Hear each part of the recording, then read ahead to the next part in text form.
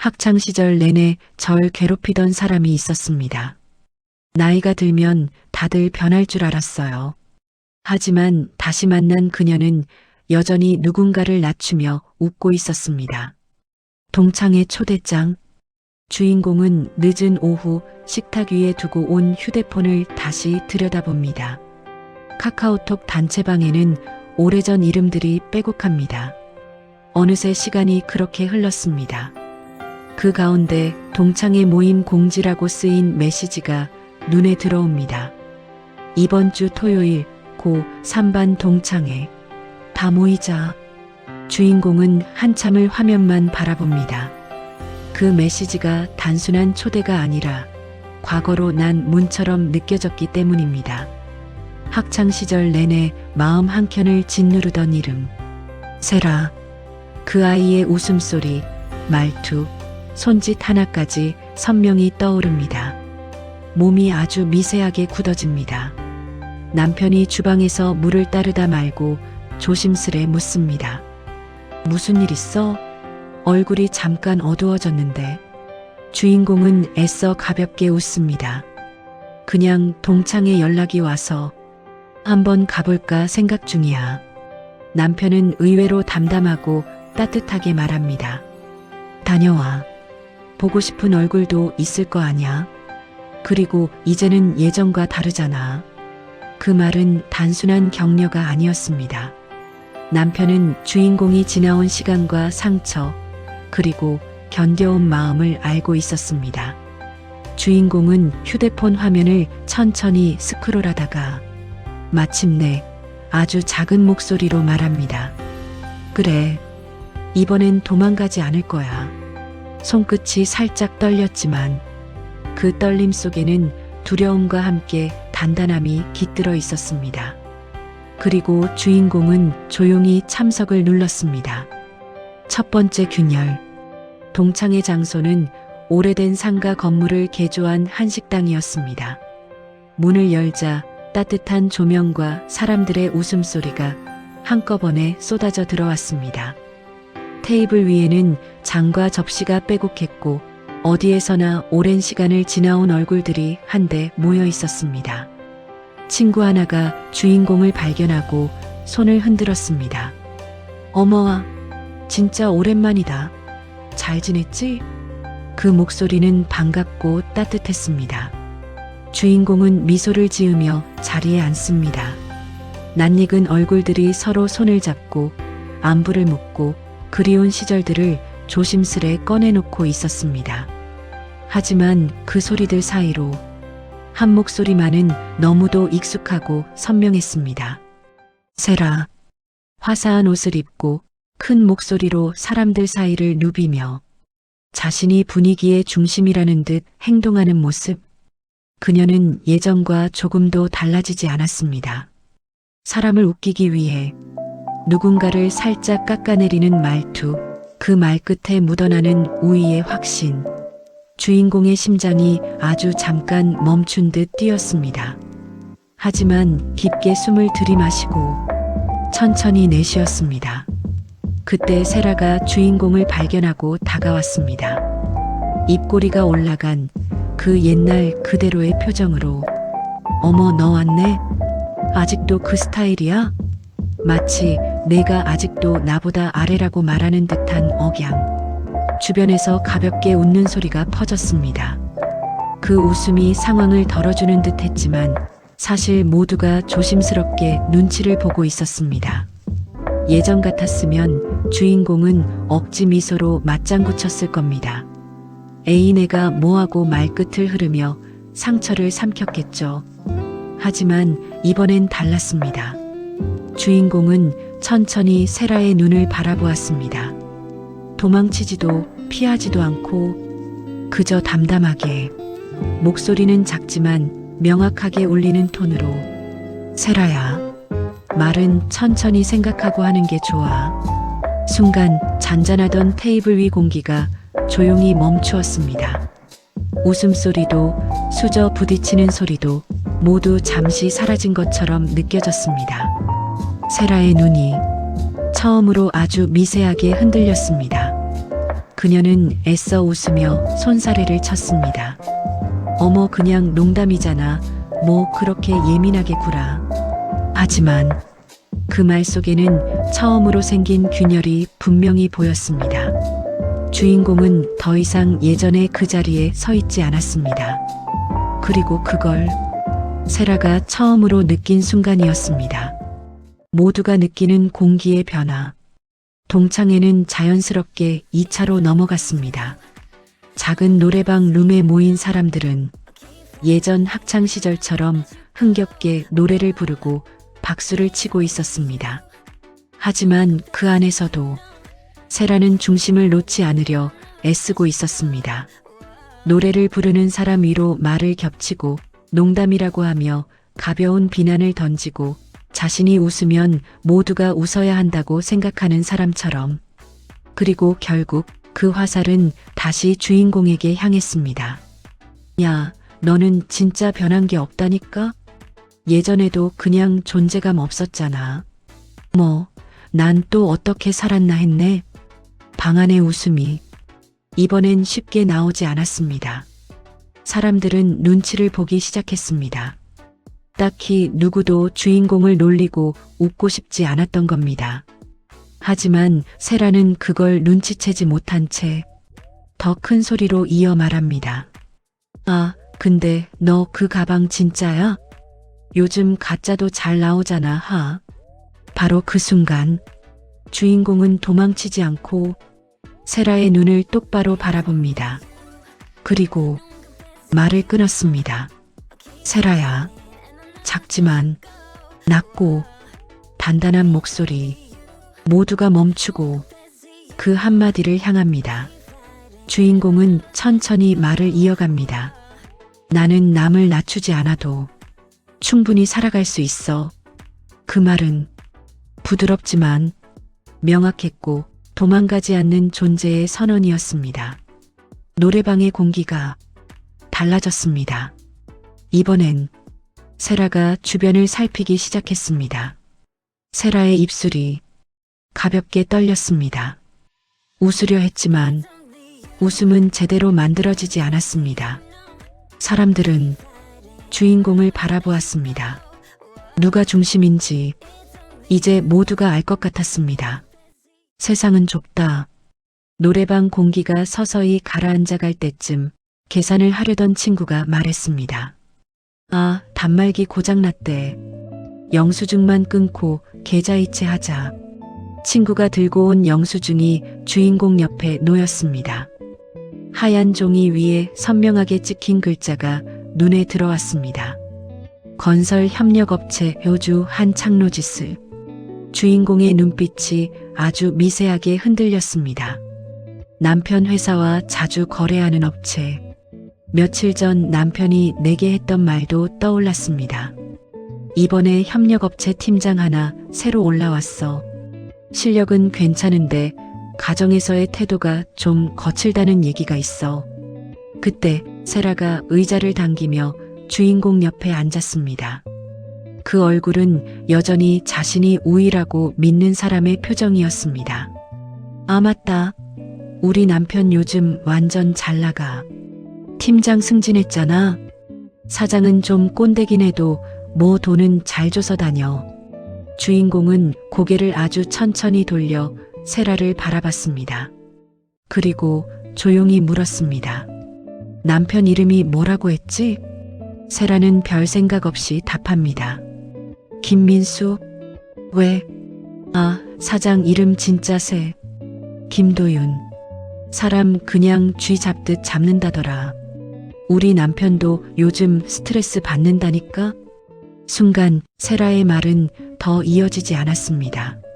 주인공의 표정이 달라졌기 때문입니다. 놀람도 아니고 분노도 아니고 우월감도 아니고 그냥 알고 있었다는 듯한 차분한 미소.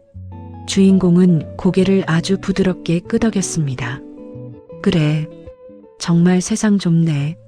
세라는 그 말을 그 순간엔 이해하지 못했습니다. 그러나 주위에 있던 몇몇 사람들은 숨을 들이마셨습니다. 그 이름을 아는 사람들은 이미 모든 상황을 연결한 것입니다. 그리고 무겁고 조용한 공기가 천천히 테이블 위를 덮었습니다. 균형이 뒤집히는 순간 며칠 뒤 세라의 남편은 회사 회의실로 들어갑니다. 테이블 위에는 발표 자료와 노트북이 가지런히 놓여 있고 임원들과 팀장들이 조용히 자리를 잡고 있었습니다. 세라의 남편은 여느 때처럼 당당하고 여유로운 표정으로 의자에 앉았습니다. 그는 자신이 이제 인정받는 사람이라고 믿고 있었습니다. 승진도 했고 실적도 나쁘지 않았고 그는 자신이 올라갈 일만 남았다고 생각했습니다. 그러나 회의실 문이 열리는 순간 공기의 결이 바뀌었습니다. 문이 천천히 열리고 주인공의 남편 사장이 걸어 들어옵니다. 그의 걸음은 서두르지 않았지만 묵직하고 흔들림 없었습니다. 세라의 남편은 자리에서 일어났습니다. 아, 사장님, 안녕하십? 남편은 인사를 끝내게 두지 않았습니다. 그저 자리에 앉으며 서류 하나를 조용히 테이블 위에 내려놓았습니다. 표정에는 분노도 연민도 없었습니다. 오직 사실을 확인하는 사람의 차분함만 있었습니다. 최근 외부 자리에서 우리 회사의 이름이 언급되는 방식에 대해 보고가 들어왔습니다. 회의실 공기가 한 번 더 내려앉습니다. 누구도 움직이지 않습니다. 세라의 남편은 순간 웃어 넘기려 합니다. 아, 별 얘기 아니겠죠. 다들 술자리에서 그러는 거고. 남편은 그 말 한 줄도 끝까지 듣지 않았습니다. 태도는 실력입니다. 그 한 문장, 조용하지만 명확하고 움직이지 않는 철문 같은 말. 세라의 남편의 얼굴에서 여유가 사라집니다. 눈이 흔들리고 입술이 마르고 심장이 불규칙하게 뛰기 시작합니다. 그는 이제 압니다. 싸움의 무게가 바뀌었다는 것을. 그때 남편은 마지막으로 단 한 문장을 남깁니다. 가정에서의 말과 행동은 결국 바깥에서의 얼굴이 됩니다. 그것을 스스로 바로잡을 기회를 주겠습니다. 그 말은 혼내겠다가 아니라 스스로 무너지게 하겠다는 말이었습니다. 세라의 남편은 그 자리에서 아무 말도 할 수 없었습니다. 사람들이 눈을 피하고 그는 자신의 등 뒤로 그림자가 길게 드리워지는 것을 느꼈습니다. 그제서야 그는 깨닫기 시작했습니다. 아내의 행동이 지금 자신의 인생을 끌고 가고 있다는 것. 그리고 그 순간 그의 오만은 서서히 무너지고 있었습니다. 자각의 문턱. 그날 저녁 주인공은 평소처럼 조용히 설거지를 하고 있었습니다. 창가에서 들려오는 바람 소리는 차분했고 집안은 따뜻했습니다. 예전이라면 상처를 곱씹으며 울었을 시간인데 이제는 그럴 필요가 없었습니다. 휴대폰이 진동했습니다. 화면에는 세라라는 이름이 떠 있었습니다. 주인공은 전화를 받기 전 심장을 한번 천천히 가다듬었습니다. 전화를 건 쪽은 평소처럼 큰 소리의 세라가 아니었습니다. 목소리는 작고 숨은 거칠고 빠르고 불안했습니다. 너, 내가 사장이랑 그 사람 내 남편이었어? 주인공은 서둘러 변명하지 않았습니다. 천천히 담담하게. 응. 침묵. 숨소리. 말 같지 않은 공허한 숨 내쉬는 소리. 세라는 한참 후에 떨리는 목소리로 말합니다. 왜 말 안 했어? 주인공은 설거지하던 손을 멈추지 않고 말했습니다. 조용하고 부드럽게, 하지만 흔들리지 않는 목소리로. 널 시험하려고 한 게 아니야. 그냥 내가 어떤 사람인지 보고 있었어. 그 말은 세라에게 처음으로 거울을 들이대는 순간이었습니다. 세라는 숨을 들이쉬었다가 말을 삼키듯 토해냅니다. 그냥 장난이었는데. 옛날부터 그냥 다들 그러고 놀았잖아. 왜 이렇게 된 거야? 주인공은 그 말에 웃지도 화내지도 않았습니다. 장난은 서로가 웃을 때 하는 거야. 그 한 문장에 세라는 말끝을 잃습니다. 입을 열려다가 닫고 다시 열려다가 또 멈춥니다. 그때서야 세라는 알기 시작했습니다. 자신이 장난이라 부르던 것들이 누군가의 삶을 찍고 있었다는 것. 그날 세라는 전화를 끊지 못했습니다. 그저 숨을 골라잡으려 애쓰며 조용히 말했습니다. 나 어떻게 해야 해? 주인공은 깊게 숨을 들이마시고 말했습니다. 나중에 우리 학교에서 보자. 그 말은 질책도 복수도 아닌 마지막 교차점으로의 초대였습니다. 그리고 서서히 아주 천천히 사이다의 결말은 운동장으로 향하고 있었습니다. 운동장에서의 회상과 사과. 주인공은 주말 아침 오래된 학교 운동장을 찾았습니다. 이른 시간이라 운동장은 고요했고 잔잔한 바람만이 흙먼지를 함께 끌고 다녔습니다. 철봉, 오래된 농구대, 색바랜 교문. 그곳에는 소리 없는 옛 기억들이 겹쳐 서 있었습니다. 주인공은 천천히 운동장 한가운데로 걸어 들어가 멈춰섰습니다. 신발 밑에서 잔모래가 바스러지는 소리가 났습니다. 눈을 감으니 그때의 자신이 보였습니다. 작았던 몸, 늘 고개를 숙이고 걷던 어깨, 말 한마디를 내뱉기 전에 먼저 울 것 같던 표정.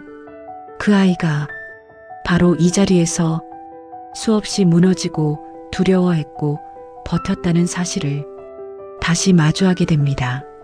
주인공은 그 어린 자신에게 속삭입니다. 미안해. 그때는 아무도 내 편이 아니었던 것 같았지. 하지만 너는 여기까지 잘 왔어. 그 순간 운동장 입구에서 누군가 조심스레 걸어오는 소리가 들립니다. 발소리는 주저하고 조심스러웠습니다. 겁을 먹은 사람의 걸음. 주인공은 천천히 돌아봅니다. 세라. 화장도 대충 묻었고 머리는 바람에 흐트러져 있었고 그 표정에는 아는 사람의 표정이 아니라 자신을 잃어버린 사람의 낯빛이 서려 있었습니다. 세라는 말을 꺼내려다가 목소리가 나오지 않았습니다. 그리고 주인공과 눈이 마주치는 순간 세라는 천천히, 정말 천천히 무릎을 꿇었습니다. 운동장 한가운데에서 미안해. 짧은 한 단어. 하지만 그 안에 너무 많은 날들이 들어 있었습니다. 세라는 고개를 숙인 채 숨을 한 번 크게 들이마시고 손등으로 눈을 닦으며 말했습니다. 나는 그게 장난인 줄 알았어. 다들 그러고 웃는 줄 알았어. 그게 누군가의 마음을 찢는 건지도 모르고. 목소리는 끊겼고 숨은 떨렸습니다. 주인공은 세라를 오래 바라보았습니다. 분노도 승리감도 우월감도 없었습니다. 그저 과거의 자신을 세라를 통해 다시 한번 보내주는 느낌. 주인공은 세라 앞에 서서 아주 조용히 말했습니다. 나는 이제 괜찮아. 그 말은 세라를 향한 용서가 아니라 과거의 자신을 향한 해방이었습니다. 주인공은 천천히 손을 내밀었습니다. 세라는 그 손을 붙잡고 천천히 일어섭니다. 다시는 누구도 그 어린 시절의 주인공을 무너뜨릴 수 없다는 듯이 운동장 위 바람은 그 두 사람을 스치고 지나가며 말없는 끝맺음을 대신했습니다. 내가 나를 되찾은 자리, 운동장을 떠나는 길은 그리 특별하지 않았습니다. 세상은 여전히 조용했고 바람은 변함없이 불고 사물들은 제자리에 서 있었습니다.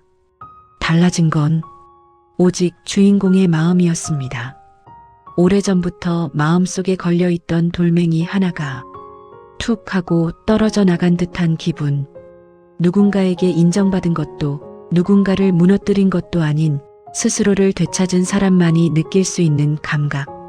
집으로 돌아오는 길, 노을이 천천히 골목길을 물들입니다. 주인공은 걸음을 멈추고 잠시 하늘을 바라봅니다. 그때의 나는 정말 혼자가 아니었구나. 내가 나를 버리지 않았으니까. 세상은 누군가를 크게 벌하지 않아도 조용히 균형을 맞추곤 합니다. 누군가는 잘못을 깨닫는데 시간이 필요하고 누군가는 상처를 회복하는데 용기가 필요합니다. 주인공이 얻은 건 복수의 통쾌함이 아니라 흔들리지 않는 마음이었습니다. 그날 이후로 주인공은 더 이상 과거의 자신을 부끄러워하지 않았습니다. 그리고 더 이상 누구의 말에도 휘둘리지 않았습니다. 나는 이제 나를 지키는 사람입니다. 그 한 문장이 주인공의 삶을 조용히 감싸고 앞으로의 시간을 단단하게 만들어줍니다. 바람은 또 지나가고 해는 또 떠오르고 주인공은 담담하게 자신의 길을 걸어갑니다. 흔들리지 않는 사람으로